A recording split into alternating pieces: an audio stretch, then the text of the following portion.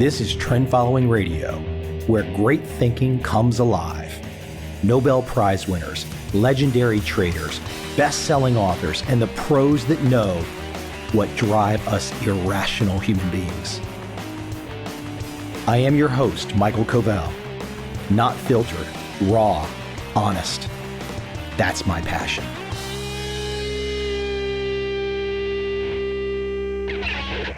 Coming to you here at the end of the summer 2023, I want to go a little turtle trader, my book, The Complete Turtle Trader. And I got the idea to bring this particular audiobook chapter from my book, The Complete Turtle Trader, to you because Salem Abraham is the focus of this chapter, and a new interview with Salem is coming soon. Now, what is so cool about this chapter is what I consider Salem Abraham, or what I titled him back in the day, a second generation turtle trader, meaning he learned from one of the original turtle traders. There it is. That's the proof. Now, I know there's some of you out there saying, Mike, this is just one guy. Look, if the turtle trader story did not excite you, okay, whatever. But if a completely random person learns the turtle approach and then becomes super successful, and that doesn't excite you, there's probably something wrong with you. Let's jump right in with a chapter from my book, The Complete Turtle Trader, about Salem Abraham, and look out for that new interview with Salem coming soon. I hope you enjoy.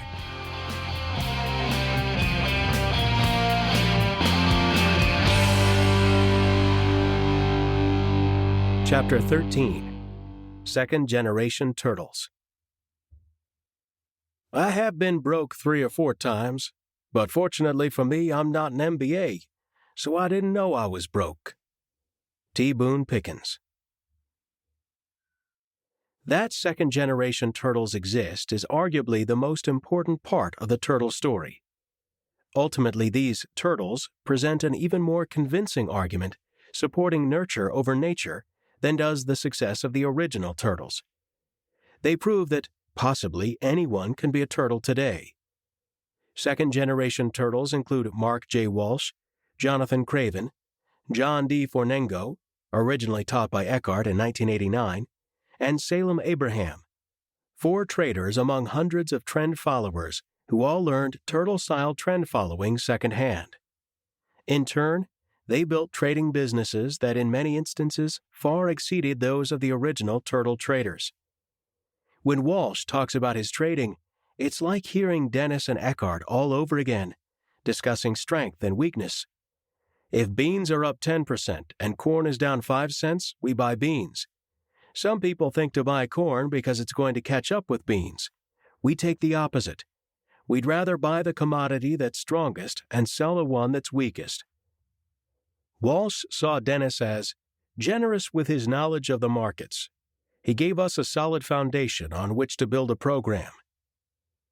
2 other second-generation turtles are Robert Marcellus and Scott Henry, who run the Richmond Group Fund. Little is publicly known of their organization, except that Henry once worked for Jerry Parker and Kidder Peabody, James River Capital. Coincidentally, their home base is in Manikin-Sabot, Virginia, near Jerry Parker's. There are many ways to analyze successful entrepreneurial traders, but winning is the starting point. Behind all the talk about teamwork and balance, people still judge trading success by an individual's ability to win big money. True competitors have a remarkable immunity to failure. It's simply not a factor that takes them out of the game even when it happens. They have a single-mindedness and zealous disregard for obstacles. They have indefatigable optimism. Winners pursue the prize because they are sure they can get it.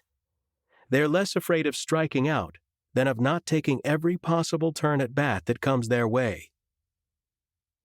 Many of the original turtles simply did not think that way. Dennis taught his original turtles only part of what made him successful. There was no way he could teach them the inner drive that had propelled him from the south side of Chicago to becoming Prince of the Pit. Dennis was forced by necessity to learn the hard way, just like so many second-generation turtles.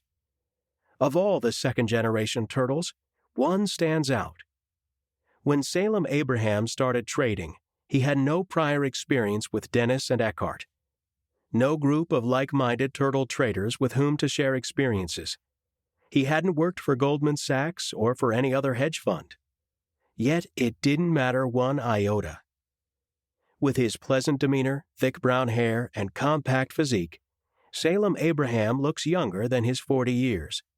He could be mistaken for one of his ranch hands, but his Texas drawl and friendly manner mask a steely entrepreneurial drive that goes back generations. How far away was Abraham from a Wall Street pedigree?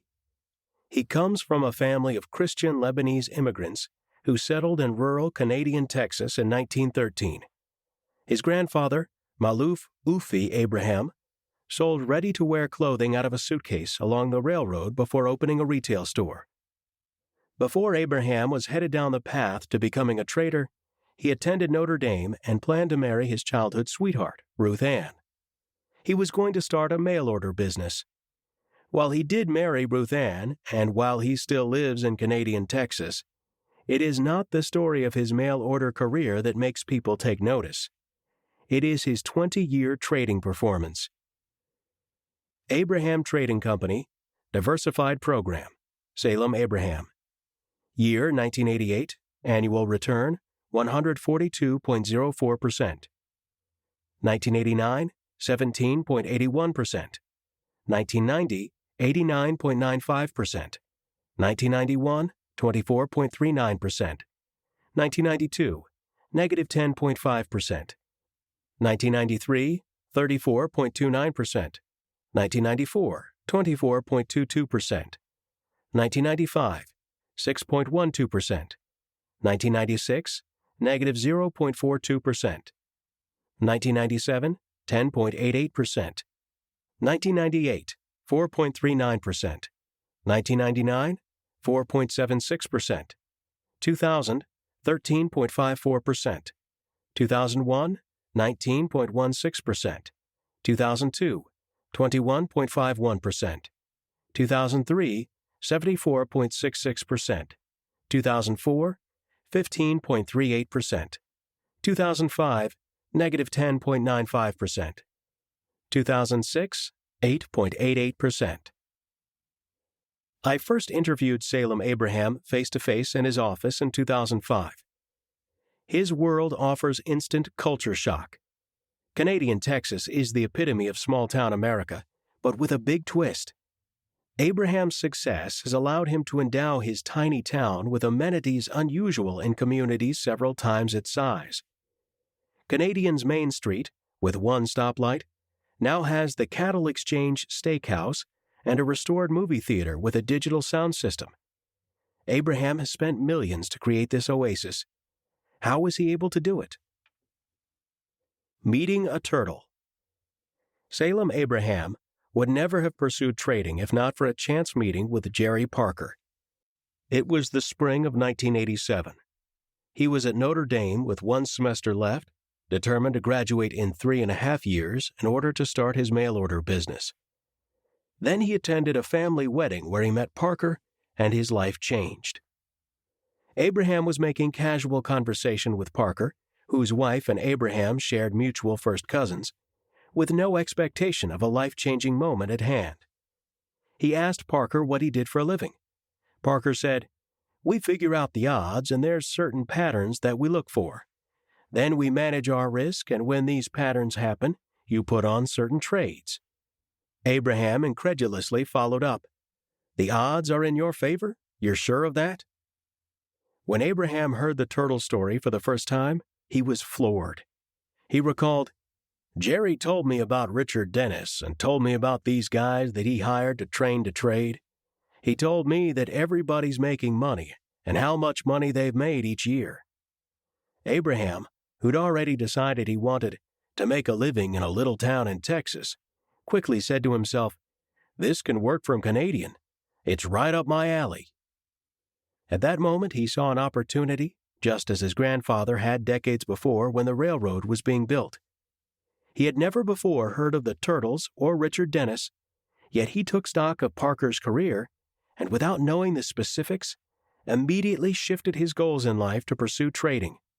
No more mail-order business. Luckily for Abraham, Parker said that if he ever wanted to visit Richmond, he would show him some things to point him in the right direction. Abraham called the next week. It never occurred to Abraham that Parker might have been making polite social conversation, never dreaming that Abraham would take him up on the offer. The thought that he might have been imposing on Parker simply did not occur to Abraham, who later described his mindset at the time. "I think when you're kind of young and dumb, you just say, 'He made the offer, and that means he really means it.'" When Abraham called, all he could hear was, "Well, At that moment, Abraham knew Parker was just trying to be nice to the new relative. But Parker finally said, "Sure, come on out." Abraham knew the immediate import of Parker living in Richmond and trading out of his home office for his own plans to build a career in tiny Canadian. That bit of knowledge told him that all he needed was a telephone line to potentially be the next Jerry Parker. The self-confidence to instantly switch gears from mail-order business ideas to a trading career was the first sign of a true entrepreneur in action. Abraham was also very fortunate to have grown up in a family of entrepreneurs who would take a chance on his seemingly crazy trading idea. Those who immediately interpret this to mean Abraham got a free family gift may want to reconsider. It was his responsibility to use his very limited capital wisely. So not surprisingly, he saw risk management as the big lesson during their first meeting at Parker's office.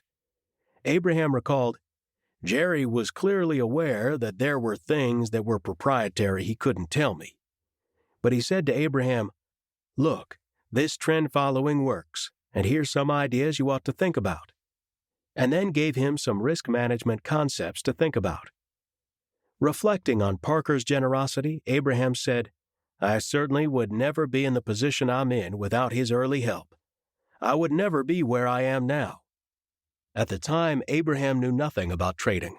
He had no experience, but he started researching after meeting Parker at his office. Back at Notre Dame, he then read everything he could about Richard Dennis and trend followers. He said, "If you want to be successful at something, well, you want to identify who's been successful and what are they doing." During his last semester at Notre Dame, Abraham touted the success of Dennis to deaf ears. His professors weren't interested. They said Richard Dennis was lucky. It's not surprising that professors were skeptical, since Abraham was preaching a gospel that went squarely against the notion of efficient markets, the backbone of generally accepted financial truth. Nor was Abraham the only convert to new success following a conversation with Jerry Parker. Off the record, another trader also spoke to me about Parker's generosity with trading advice. Parker had helped him navigate the waters of setting up his trading firm many years ago. That trader is worth close to $100 million today. Taking the plunge. Once Abraham had Parker's initial mentoring, he started researching trend-following trading rules by hand. It was messy. He was marking charts, noting his risk rules, and then just keeping tabs every day. If I would have bought here, sold here, bought here, sold here. He went to his grandfather with a portfolio of 21 markets that he had tested over an 8-month period and said, "Look, if I had started with $1 million, I'd be worth $1.6 million at the end of 8 months." He was excited to show all the stuff he had been working on. Abraham's grandfather, who at the time was 72, had seen lots of Texas deals. He was skeptical of his grandson's new venture. His grandfather's skepticism would be hard to overcome, and Abraham had to have been pretty tough to take the withering sarcasm that followed. His grandfather said, "What are we going to do? I guess we just package this up and send it to Chicago. They cut us some check, right, dumbass?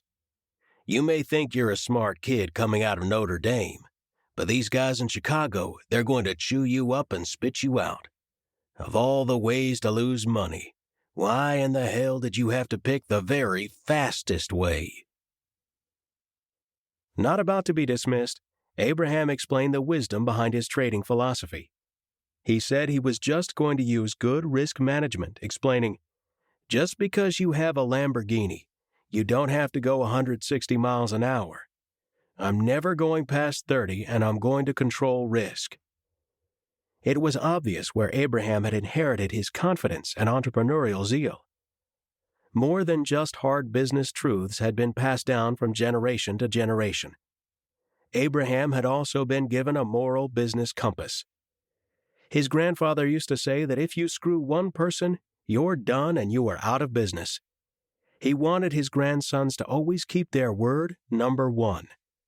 But he also wanted them to go above and beyond what's fair, saying, "Make sure, even though that's not the deal." The legendary investor Boone Pickens, a longtime family friend, saw heredity playing a role in Abraham's drive. He had known the family for 50 years and saw them make a great contribution to the Texas Panhandle. Luckily for Abraham, he had grown up around entrepreneurial risk-taking and even participated in some family business deals. He learned the most from the potential deals that went awry. On one oil and gas deal that he learned about from his grandfather, he decided that he would talk to the representative at Shell Oil. Abraham thought they would sell a piece of land to him. His grandfather knew it was going nowhere, saying, "No way. They've had this for 30 years. 40 years we've all talked to them. They won't do anything with anybody." Abraham was not deterred and said, "This guy at Shell Oil, he's new there. I think he'll do something." His grandfather responded with some attitude. "Tell you what, if you get that deal done, I will kiss your butt out there in the middle of the intersection under that stoplight right there." Abraham replied to his grandfather, "Pucker up, old man, because it's going to happen." The deal never happened. However, it was that same entrepreneurial fearlessness that Abraham used to launch his trading career that last semester at Notre Dame. It demanded burning the candle at both ends.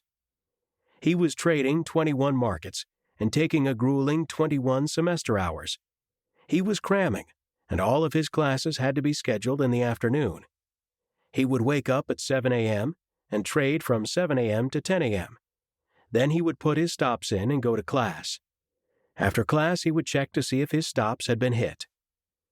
The fall of 1987 was no ordinary time, especially for a brand-new trader experiencing historic market volatility.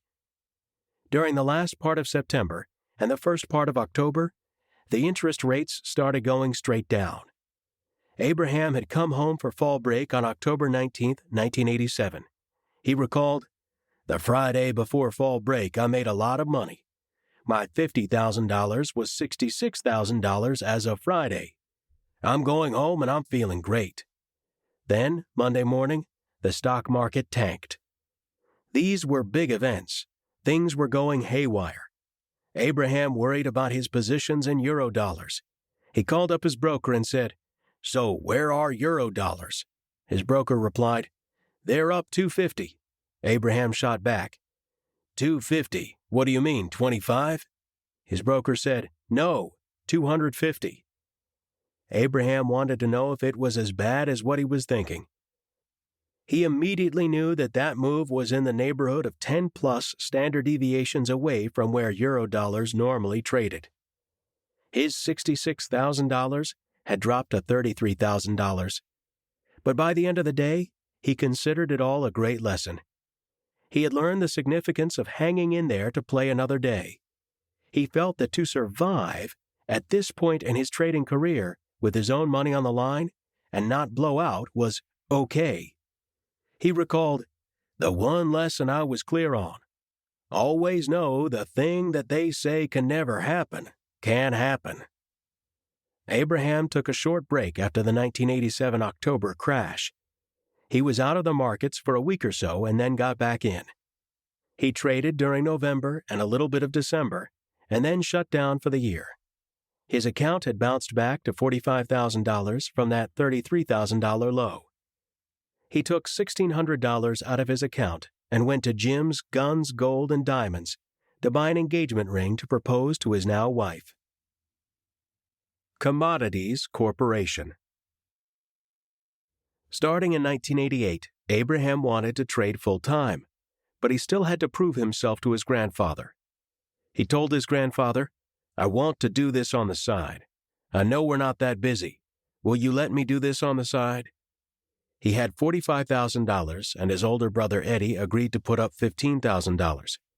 His younger brother Jason put in $10,000 to get the Abraham Brother Fund up to $70,000. He wanted his grandfather to put in $30,000 so he would have an even $100,000 trading account. His grandfather was willing to play ball, but true to Abraham family ethos, there would be a deal. He announced, "Okay, here's the deal. I'll put up $30,000, but if we get down to $50,000, we throw that quote machine out the window and we stop all this trading nonsense." For a man in his early 20s, Salem Abraham was taking on some serious risk and pressure. And as is often the case, just when he was out of the gate with his $100,000 account for his new trading firm, the bottom dropped out. The first 2 weeks of May 1988 were horrible markets. Abraham was downstairs in his office when his grandfather stuck his head in one morning and said, "Where are we today?" Abraham replied, $68,000. In sarcastic glee, his grandfather said, "Just a matter of time," as he walked out the door. Time never happened. The grain market drought of 1988 hit, and Abraham was long soybeans, corn, and wheat. The markets just exploded the second week of May and into June. He was very well positioned and rocketed along to serious profit. How could Abraham have been certain that bigger things were around the corner with the kind of volatility he had seen in the first 8 months of trading? Plenty of people would have quit, chalking it up to a failed business venture. In spite of the ups and downs, once he'd shown his grandfather that he was on to a profitable angle, the senior Abraham came on board in a big way. His grandfather walked in the door one day with a Dean Witter Principal Guarantee Fund II brochure and threw it on his grandson's desk, declaring, "Hey, you did better than these guys did." Commodities Corporation was the manager of the Dean Witter Fund, and they were in the process of raising $100 million and allocating it among 8 to 10 traders. Commodities Corporation had quite a history.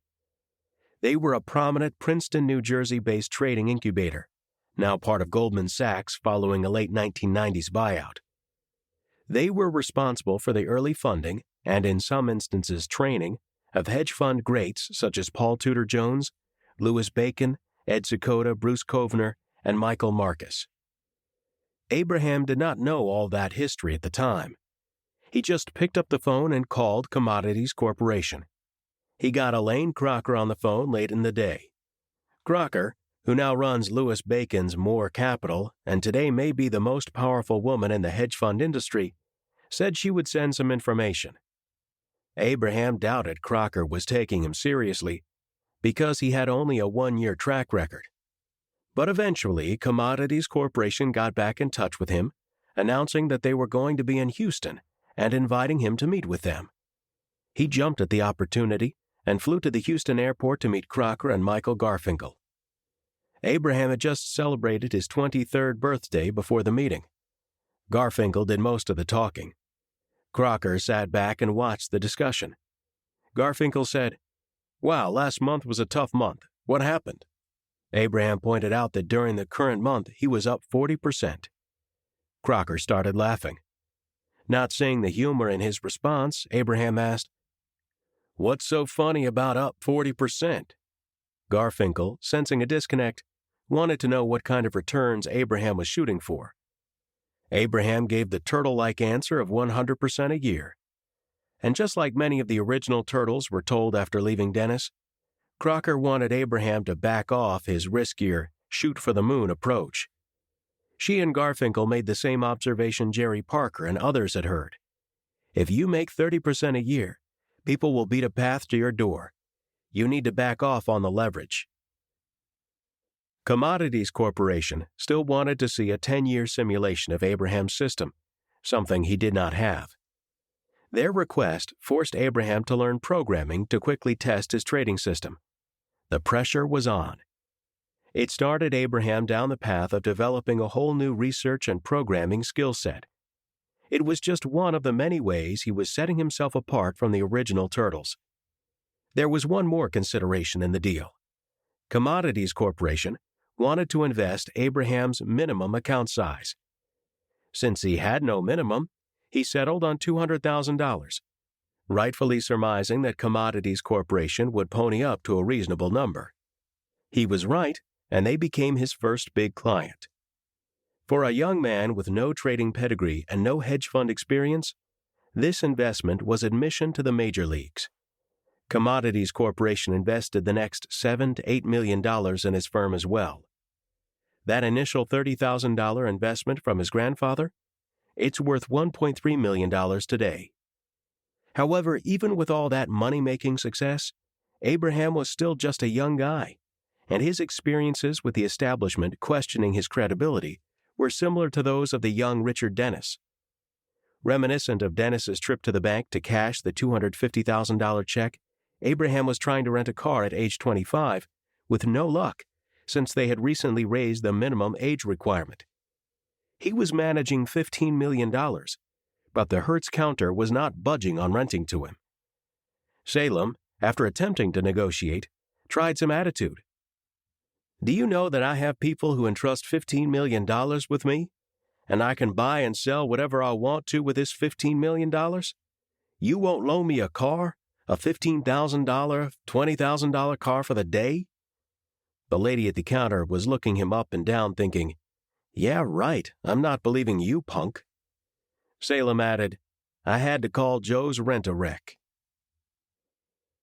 Dennis and Eckhart training. Even people who are knowledgeable about the Turtles do not know about an obscure third Turtle class after the 1983 and 1984 original ones on which the Turtle legend was built. Abraham actually received personal instruction from Dennis and Eckhart several years after his trading firm was launched. In the early 1990s, Commodities Corporation asked Dennis and Eckhart to hold a third Turtles class for their stable of traders.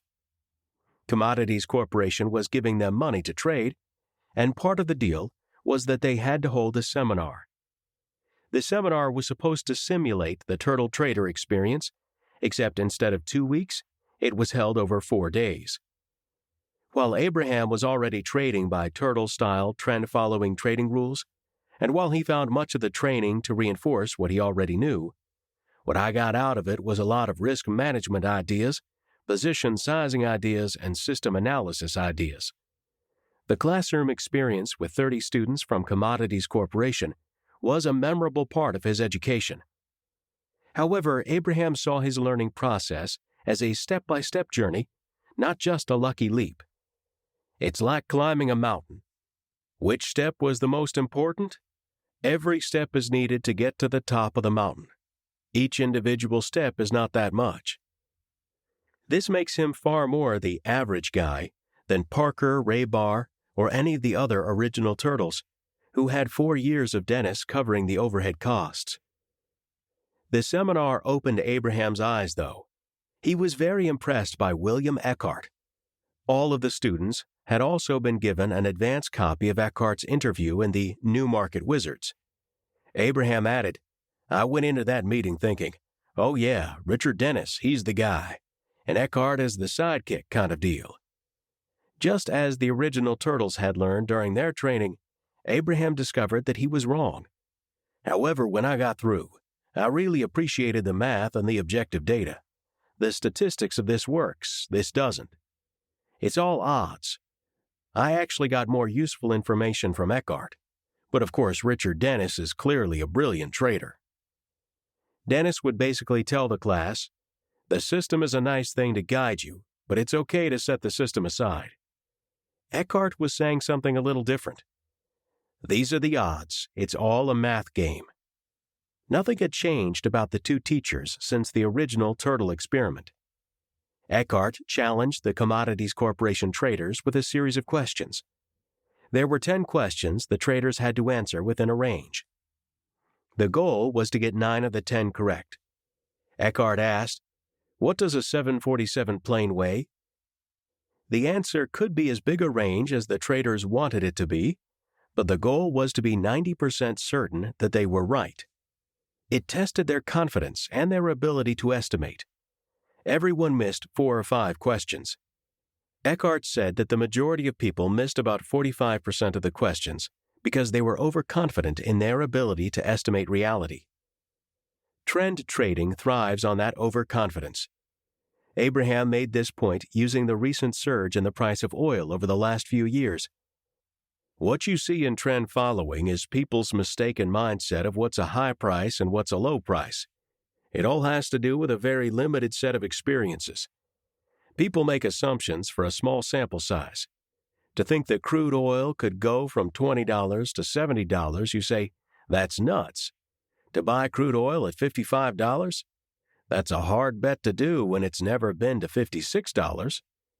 Never in the history of the world has it been to $56, and you say, it hit $55 today, I'm buying it. Can you imagine buying a market that is making an all-time high without any knowledge that it will keep going up or come crashing back down? Abraham put the focus where it really counts. I care about the statistics. He gave me an example. Pretend a physicist walks in with a coin and says, this coin will always come up 50-50 heads or tails. A statistician, however, walks in and says, yes, but I flipped it 1,000,000 times and 65% of the time it came up heads. The Harvard-trained physicist says, that is impossible, it's a 50-50 coin. Abraham asked, who do you believe? He had many college professors with plenty of good reasons why that coin should not be coming up heads 65% of the time, but at some point you have to say, I don't know why this coin is coming up 65% heads, but I'm willing to bet after 1,000,000 flips that the 65% rate will hold true even when on the face of it, it shouldn't. Abraham added, just because I don't understand it doesn't mean I'm not going to bet on it. Ultimately, Abraham was saying the same thing that Tom Willis had said years before, which was to just trade the numbers. The empiricist in Abraham was driving at the concept of the unexpected big event. The nexus of his trading profits derived from trading price. Is this world due for another large, unexpected event that will give him a chance to profit? He did not blink. Yes, but it will be one that we've never seen before. It's always a different one. Boil the ocean. Abraham might not be in Wall Street's top 10 in terms of earnings yet. He might not be managing a billion-dollar fund at this moment in his life, but he has done exceedingly well. Sitting in his office, filled with the evidence of his eclectic interests, ranging from oil and gas leasing projects to the restoration of antique books and papers, he has made a life for himself that includes family, friends, and a company of like-minded people drawn from his local community. His hiring practices come very close to mimicking Dennis's original turtle hiring process. No one at Abraham's firm has an Ivy League degree. Most employees have backgrounds working at the area's feedlots or natural gas drilling companies. For example, Abraham hired Jeff Dockery as a clerk from one of those very feedlots. Dockery appreciated the opportunity to work in Abraham's office. He said, "This beats shoveling manure at 6 a.m. in the morning. The financial markets are complicated, but they're not as relentless as dealing with livestock all the time." Maybe it is that down-to-earth perspective gleaned from living in handshake country that gives Abraham a clear perspective. Sitting in the Cattle Exchange Steakhouse located in the historic Moody Building, which he owns and where he has his office, he had no doubts that it is his entrepreneurial tenacity. I think they, the winning turtles, have a self-confidence or charisma to run a business. There's a drive to go out and do it. Then there is a drive to want to do it. Some people, the losing turtles, will just say, "Oh, hey, I made some money. That's all I need." However, if you are going to boil the ocean, in other words, if you are going to use all means and options available to get something done, especially if it is a very competitive and lucrative endeavor, there will be ups and downs. Salem Abraham's experience has been no different. Twice during his trading career, clients left after down or flat performance periods. He regrouped and made new equity highs each time. During trying times, he handled curveballs in his career by working on other ideas to make money. He always focused on his trading, but he also cast a wider net and caught other kinds of fish. As with trading, not everything works out. One project was a water deal that he almost cut with billionaire T. Boone Pickens. Couldn't agree on the price. Pickens and Abraham's ranches are right next to each other in the Texas Panhandle. Even though they are separated by 40 miles, their ranches touch. And they have become friends over the years. Pickens was not shy about praising Abraham's entrepreneurial guts when I talked to him in his Dallas office. There were other deals that turned out to be big winners. Abraham was humble about them. I sold water rights to the city of Amarillo. I invested $1.5 million and I got $9 million out. I said to myself, that's a cool idea. Then I did the Chicago Mercantile Exchange deal, CME initial public offering. I put $1.5 million in and I got about $13 million out. You recognize opportunities where you see them. This kind of thinking and risk-taking is how to make your first million by age 25, which Abraham did. Still, it's not enough to simply spot opportunities. The confidence to act on them is mandatory. You need a killer instinct. When faced with real life and death, even with chickens and pigs, it is never easy to pull the trigger or snap a chicken's neck, even for dinner. You have to be able to pull the trigger when there is blood on Wall Street, especially if the blood is yours. Jerry Parker could not have known Salem Abraham would have the prerequisite killer instinct when they first met. Parker was probably thinking, okay, this young guy has got a rough idea of what I do. I've given him some pointers. If he's serious, he's going to figure it all out and just do it. But I will be surprised if he hangs around. Unlike the original turtles who won the job lottery, who were given the exact winning rules and allowed to practice on Richard Dennis's dime, all in the womb-like atmosphere of C&D Commodities, Abraham was on his own from the get-go. He is tougher for it. There is far more to learn from the attitude and actions of this second-generation turtle than from any one original turtle.